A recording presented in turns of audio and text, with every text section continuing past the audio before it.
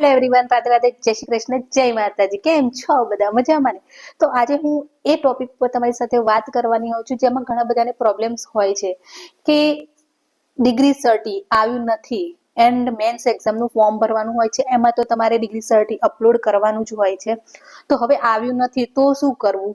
તો એ જ વિડીયો, તો આ જ વસ્તુ હું તમને આજે વિડીયોમાં જણાવવાની છું કે તમારે તો ઘણા બધાને એ સવાલ થતો જ હોય છે કે અમારું ડિગ્રી સર્ટી આવ્યું નથી એન્ડ મેન્સ એક્ઝામના ફોર્મમાં મોસ્ટલી તમારું ડિગ્રી સર્ટી અપલોડ કરવાનું હોય છે, તો હવે નથી આવ્યું તો શું કરું? તો ફ્રેન્ડ, મારી વાત કરું ને તો જ્યારે મેં LLB કર્યું હતું ત્યારે ખાલી કરવા માટે જ કર્યું હતું, કારણ કે મારું મેન ફોકસ CA માં હતું એન્ડ CA ની સાથે LLB નું નોલેજ સારું એવું ગણવામાં આવે, એટલા માટે મેં CA બસ કરવા માટે જ કર્યું હતું।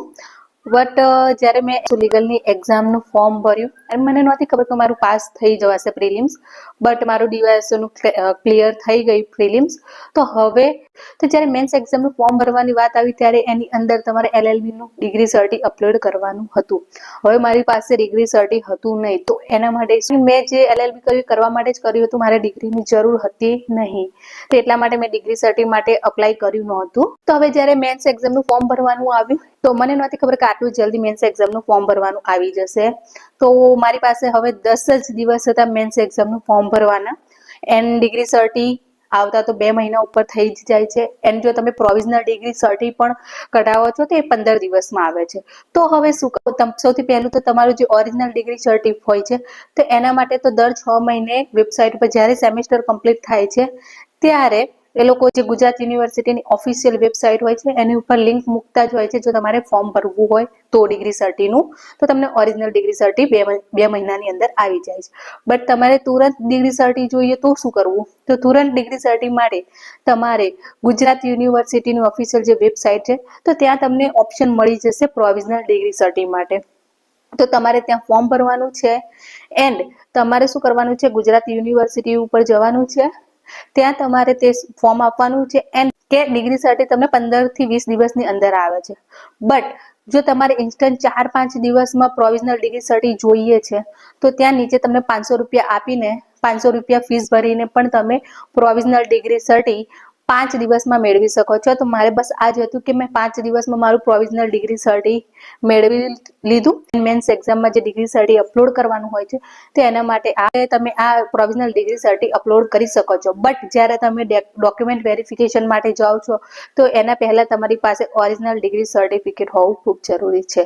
તો મેં એ ટાઈમે પ્રોવિઝનલ ડિગ્રીનું પણ ફોર્મ ભરી દીધું હતું એન્ડ તે ટાઈમે ઓરિજિનલ ડિગ્રી માટે પણ ત્યાં લિંક ઓપન હતી, તો એ ટાઈમે મેં ઓરિજિનલ ડિગ્રી સર્ટી માટે પણ અપ્લાય કરી દીધું।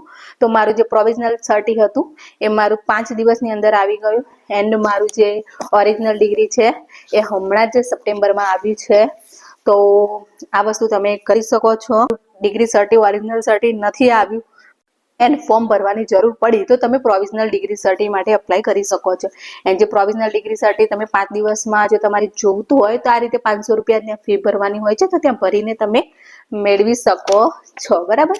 તો મારી પાસે અત્યારે એન્ડ જે પ્રોવિઝનલ ડિગ્રી સર્ટી હોય છે એની વેલિડિટી 6 મહિનાની હોય છે, 6 મહિના પછી માન્ય ગણાતું નથી। તો આ રીતે તમે તમારું ડિગ્રી સર્ટી કઢાવી શકો છો એન્ડ જો તમારું ડિગ્રી સર્ટી તમે અપ્લાય કર્યું છે છતાં પણ હજુ સુધી નથી આવ્યું તો તમારે એક વખત ત્યાં ગુજરાત યુનિવર્સિટી કે તમારી કોઈ પણ યુનિવર્સિટી લાગતી હોય ત્યાં જઈને તમારે ઇન્ક્વાયરી કરી લેવાની જરૂર છે, જેથી કારણ કે જો તમારા ઘરે જે ડિગ્રી સર્ટી તમારા ઘરે ના આવ્યું હોય તો એ પાછું યુનિવર્સિટીમાં ત્યાં જમા થઈ જાય છે, તો તમે ત્યાંથી પણ લઈ શકો છો। તો આ રીતે તમારું ડિગ્રી સર્ટી મેળવી શકો છો એન્ડ પ્રોવિઝનલ ડિગ્રી સર્ટી પણ મેળવી શકો છો।